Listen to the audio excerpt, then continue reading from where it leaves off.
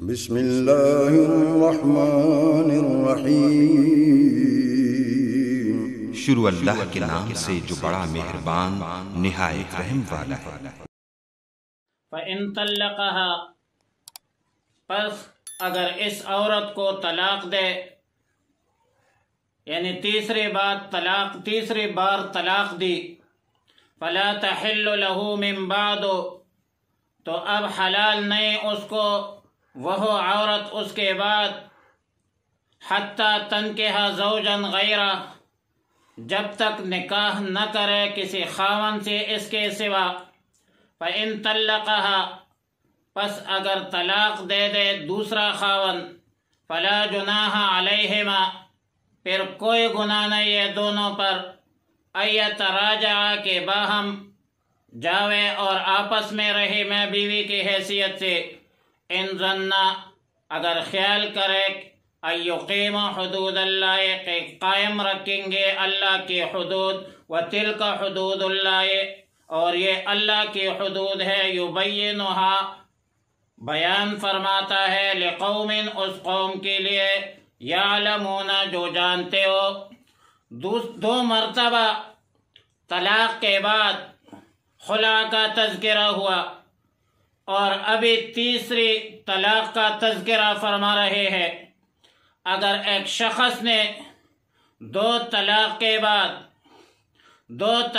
بعد تیسری طلاق بھی دے ڈالی، تو شریعت مطہرہ میں یہ ایک ناپسندیدہ عمل ہے، اور اب تیسری طلاق کے بعد زوجین کے درمیان نکاح کا معاملہ ختم ہو گیا، اب خاوند کو رجوع کا کوئی حق حاصل نہیں، اس نے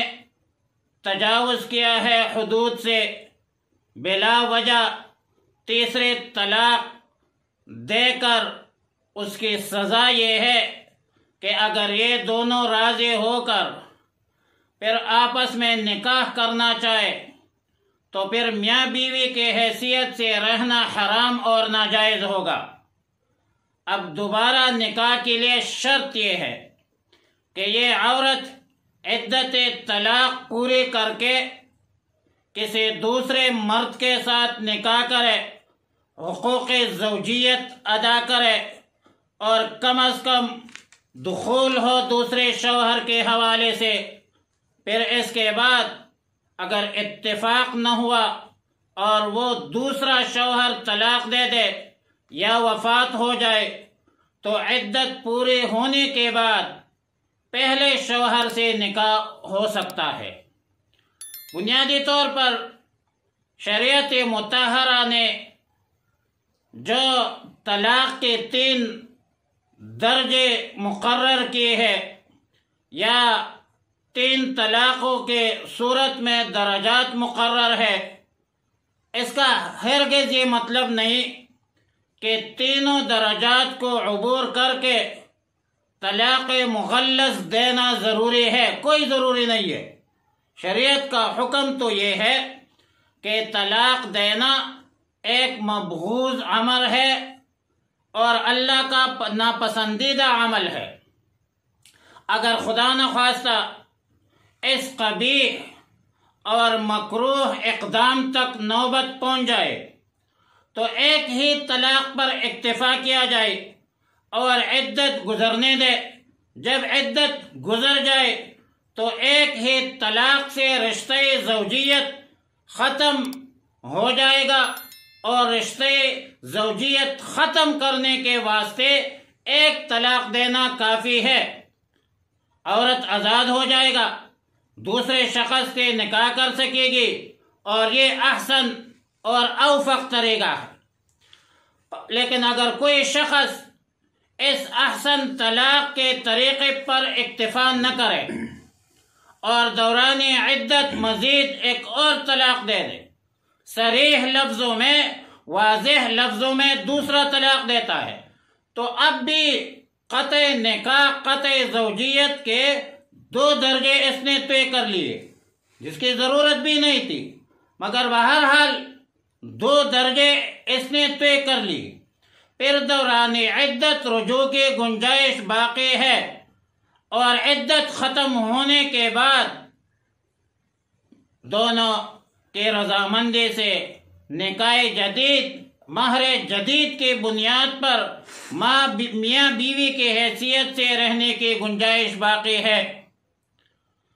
اب طلاق کے 2 درجے عبور کرنے کے بعد اللہ کا حکم یہ ہے کہ فَإِمْسَاكٌ بِمَعْرُوفٍ أَوْ تَسْرِيحٌ بِإِحْسَانٍ 2 طلاق کے بعد عدت کے اندر رجوع کی گنجائش ہے اور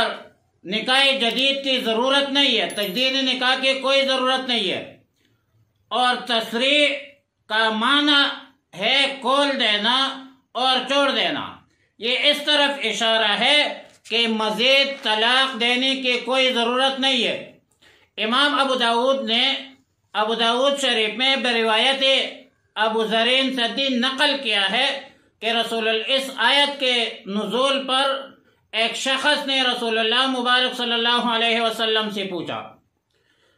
کہ اللہ تعالی نے فرمایا الطلاق مرتان، تیسرے طلاق کا یہاں پر تو کوئی ذکر نہیں ہے، تو نبی علیہ الصلوۃ والسلام نے فرمایا کہ تصریح بإحسان جو بعد میں مذکور ہے وہی تیسری طلاق ہے۔ مطلب جمہور اہل علم کے نزدیک جو کام تعلقات زوجیت کے کلی انتقاء کا تیسرے طلاق سے ہوتا ہے وہی کام اس طرز عمل سے بھی ہو جائے گا کہ عدت کے اندر رجوع کر کے بیوی کو روکا جائے تو حسن سلوک کے ساتھ روکا جائے۔ اسی طرح تصریح کے ساتھ احسان کا قید لگایا، اور یہ اشارہ ہے، ہدایت ہے اس طرف کہ شرافت کا تقاضا یہ ہے کہ یہ ایک معاملہ ہے اور معاملات خوش اسلوبی خوش دلی کے ساتھ ختم کیا جاتا ہے، اس میں لڑائی جھگڑے کی کوئی ضرورت نہیں ہوتی۔ تیسری طلاق کے بعد بطور سزا نہ رجوع کی گنجائش ہوگی اور نہ بغیر دوسرے شادی کے آپس میں میاں بیوی کی حیثیت سے رہ سکتے ہیں۔ اب یہ تیسرے طلاق تو گناہ ہے، ایک غیر مستحسن غیر مشروع فعل ہے، لیکن اس گناہ کے باوجود، گناہ ہونے کے باوجود طلاق کے اثر سے مانع نہیں ہے۔ مثلا جیسے کہ ایک بندے نے قتل ناحق کیا، اب ظاہر ہے ناحق قتل تو ہے گناہ، جرم عظیم ہے، گناہ کبیرہ ہے، اور وہ بندوق کے گولے جائز طریقے سے جاری ہو یا ناجائز طریقے سے، موت اس کا انتظار نہیں کرتا، لیکن بندہ تو دنیا سے رخصت ہو جاتا ہے۔ تو جس طرح قتل ناحق گناہ ہے، لیکن موت جو ہے، موت نے تو واقع ہونا ہے، بندے نے تو مرنا ہے، جو اس قتل ناحق کا اثر ہے۔ اسی طرح 3 طلاق ہے تو گناہ، لیکن اثر یہ ہے کہ قطع نکاح ہو چکا ہے، اب گناہ اپنی جگہ لیکن طلاق مؤثر ہوگا۔ اور رسول اللہ مبارک صلی اللہ علیہ وسلم نے 3 طلاقوں پر ناراضگی اور اظہار غضب کے باوجود اس کو نافذ کر دیا ہے کہ 3 طلاقیں جو ہے وہ نافذ ہے۔ اور اس حوالے سے ہمارے شیخ اور سند امام اہل سنت محقق عصر شیخ التفسیر والحدیث حضرت مولانا ابو الزاہد محمد سرفراز خان صفدر نور اللہ مرقدہ کی تفسیر کے تصنیف اور عجیب کتاب عمدۃ الاساس ایک بہترین کتاب ہے۔ بخاری شریف میں حضرت عائشہ صدیقہ رضی اللہ تعالی عنہ سے روایت ہے کہ ان رجلا طلق امرأته 3، ایک آدمی نے اپنی بیوی کو 3 طلاق دی، پھر اسی عورت نے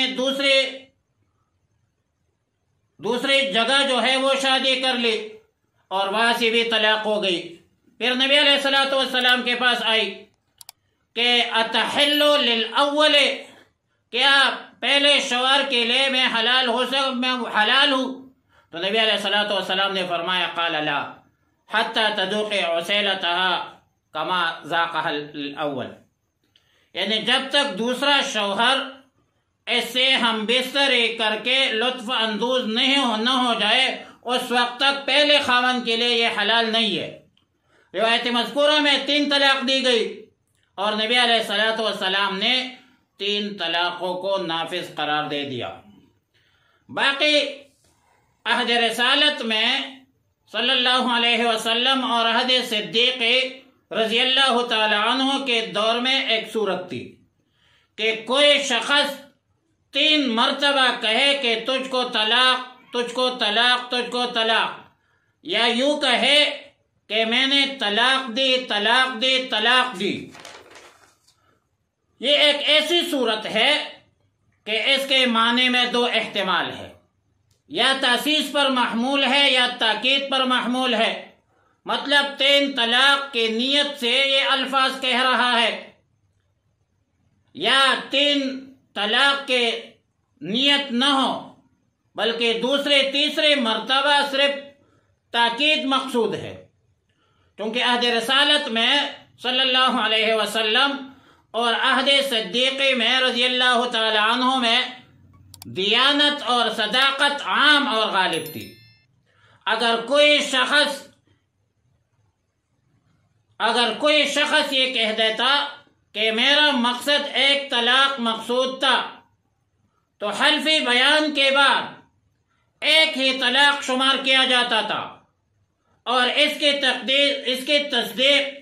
حضرت رکانہ رضی اللہ تعالیٰ عنہ کی روایت سے ہوتی ہے۔ ترمذی شریف، ابو داود، ابن ماجہ میں، دارمی میں مختلف اسناد اور مختلف الفاظ سے روایت منقول ہے کہ حضرت رکانہ رضی اللہ تعالیٰ عنہ نے اپنی بیوی کو 3 طلاق دی تھی، یا البتہ کے الفاظ سے طلاق دی تھی، جو کہ عام طور پر 3 طلاق کے لیے بولا جاتا ہے۔ بہرحال حضرت رکانہ رضی اللہ تعالیٰ عنہ کی طلاق کے